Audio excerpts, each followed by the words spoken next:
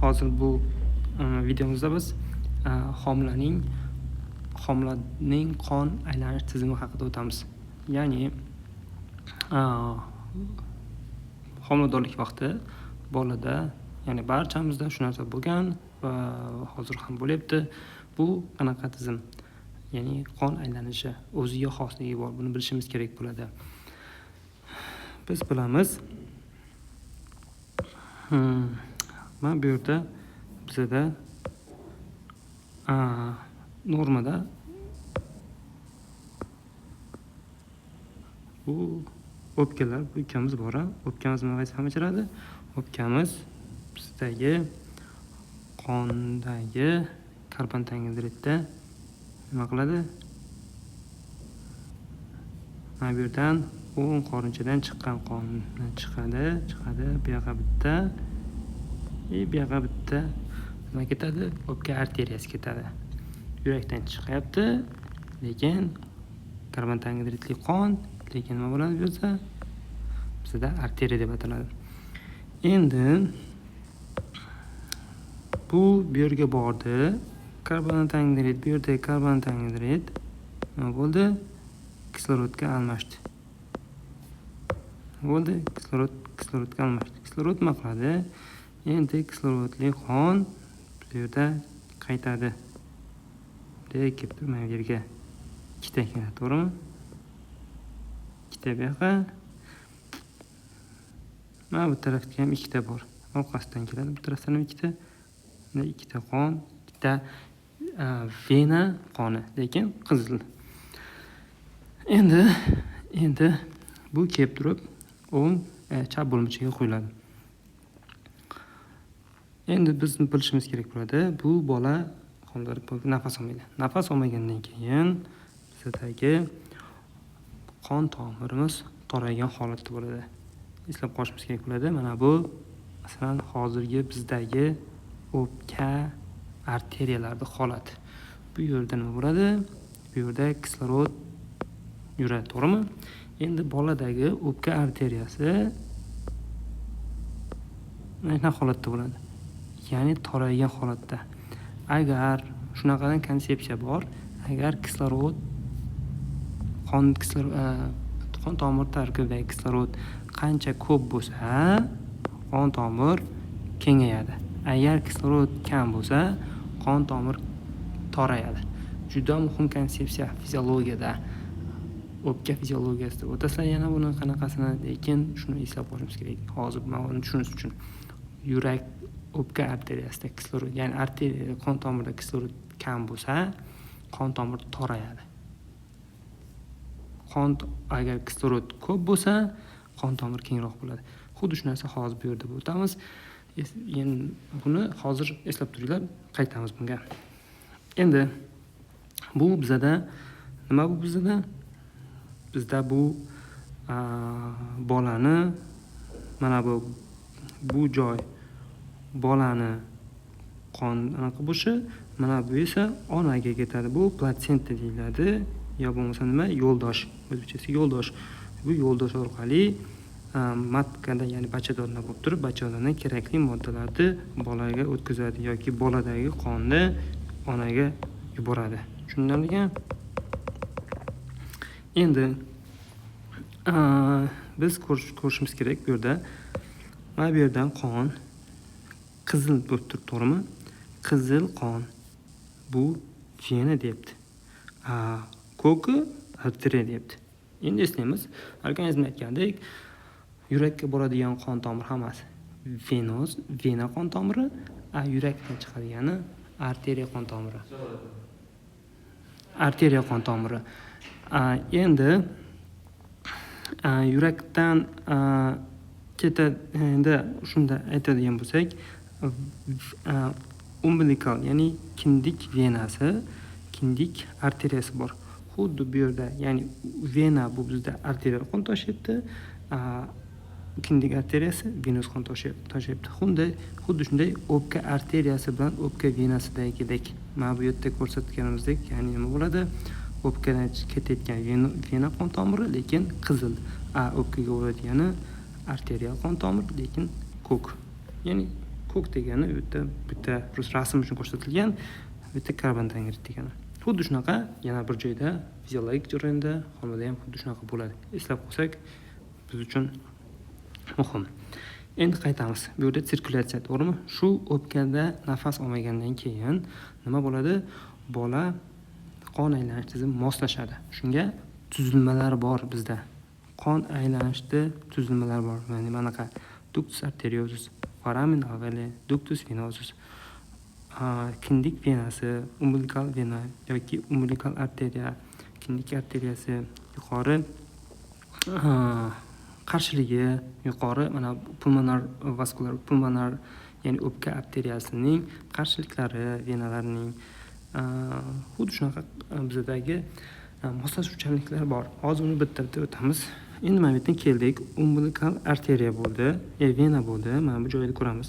Bu qon, bu onadan qonni olib, kislorodli qonni bolaga olib boryapti. Bolaga keldi. Bolaga kelgan vaqtda mana bu joy ko'rib turibdi bizda. Nima ko'rinib turibdi?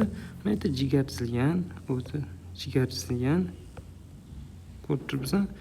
Endi shu von jigarga ham borish kerakda.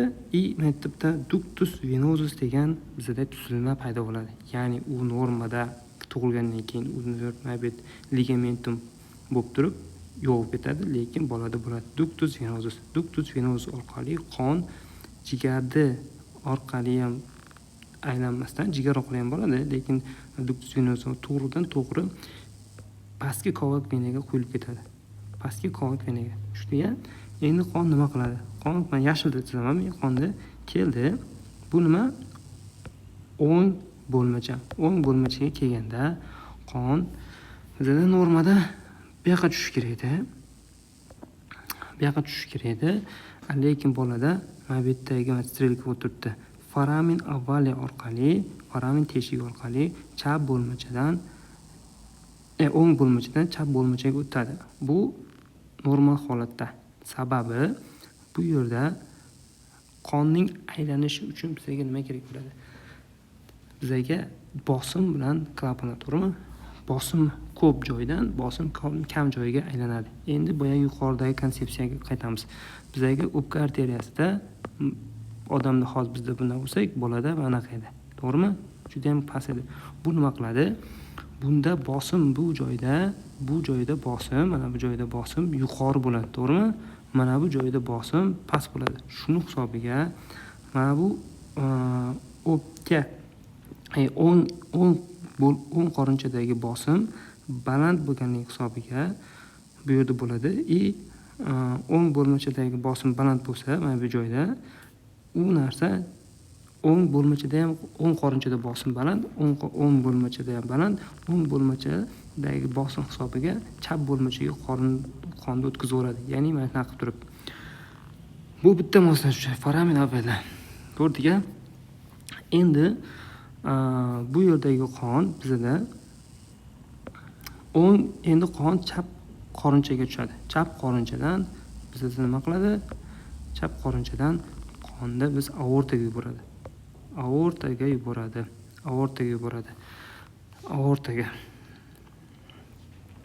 Aortadan qonni bizda mana bu joyda bizda yana bitta moslashuvchanlik bor. Ductus arteriosus degan moslashuvchanlik. Ya'ni o'pka arteriyasidan qonni aortaga o'tkazadi. Sababi bizda o'pka arteriyasida mana bu joyda bizda juda ham tor edi. Juda ham qon yurish juda ham qiyin. Shuning uchun bosim o'pka arteriyasida aortaga nisbatan baland bo'lgan hisobiga qon mana bu yerda kelgan qon bu yerga kelib ozgincha bu yoqqa o'tdi, bu yoqqa ham o'tadi. Shu yerdagi qon aortaga qarab ham o'tadi. Chap qorinchadan kelgan qon aortaga o'tadi, o'ng qorinchadan o'pka arteriyasiga chiqqan qon ham o'tadi. Ductus arteriosus deyiladi. Bu keyingi moslashuvchanlik. Mana buni o'tdik. Ductus venosus mana bu joyda edi. Umbilical vein, ya'ni kindik venalari, kindik arteriyalari haqida aytdik. Bu ham moslashuvchanlik. Yuqori pulmonar vaskular qarshilik, ya'ni qarshilik bizdagi qarshiligimiz boyagidek kislorodli qon, ya'ni bizdagi o'pka arteriyamizdagi qon shunaqa bo'lsa, bolada kislorod yo'q bo'lgan anaqa qon tomir manaqa juda ham tor, ya'ni qarshilik ko'p hisobiga bosim ko'p. Bu normada bo'ladi. Endi bola tug'ilgandan keyin nima bo'ladi? Bola tug'ilgandan keyin mana bu yerdagi bizda aytdik, bo'lmachalar o'rtasidagi nima bo'ladi? Endi bu anaqa bo'lgandan keyin qon tomir kislorodli bo'lgandan keyin qon tomiri manaqa bo'ladi. O'pka arteriyasi ochiladi. O'pka arteriyasi ochilgandan keyin bizdagi mana bu joydagi o'pka arteriyasi ochilgandan keyin mana bu joyda venalarimiz kengayadi. Vena kengaygandan keyin bu yerdagi bosim kamayadi. Bosim kamaygandan keyin mana bu ikkita ya'ni o'ng bo'lmachamizdagi qon tomir bosim kamaygandan keyin vena foramin avvalo borku, mana avval teshik o'sha yopilib boshlaydi. Kimlardir bir oy, kimlardir bir haftada o'sha teshik yopiladi. Yopilgandan keyin mana bu yerimizdagi bosim kamayadi, chunki mana bu yerdagi bosim kamayadi. Bu yerdagi bosim kamaygandan keyin aortadagi bosim ham bunga nisbatan baland bo'ladi. Shuning uchun mana bu ductus arteriosus ham ligamentum arteriosusga o'xshab yo'q bo'lib ketadi. Shundiga katta odamlarda mana bu umbilical venalar umbilical ligamentumga aylanib qolgan bo'ladi. Mana bu ductus venosus ligamentum venusga aylanib qolgan bo'ladi. Ductus arteriosus ductus ligamentum arteriosusga aylanib qolgan bo'ladi. Mana bu yerda foramin teshigi bizda nima bo'ladi? Fossa avvaliga aylanib qolgan bo'ladi. Shunaqa jarayon ketadi bolada.